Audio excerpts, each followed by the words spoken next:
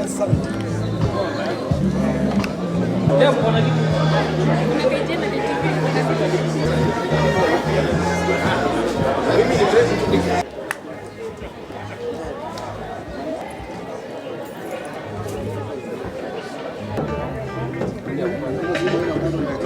of the biggest challenges, especially for the export market, revolves around phytosanitary pests.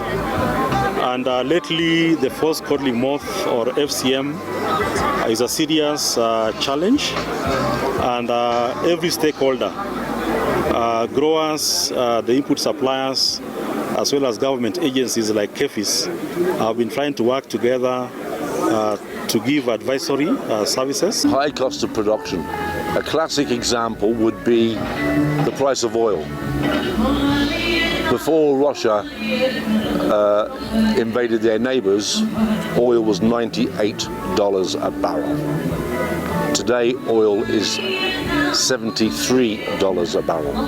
But the prices have not reduced with the same effect. As you know, the floriculture sector is very much focused in Europe nowadays, but the EU have raised their standards on what comes from Kenya, and that's giving us a little bit of problems because the standards are much higher.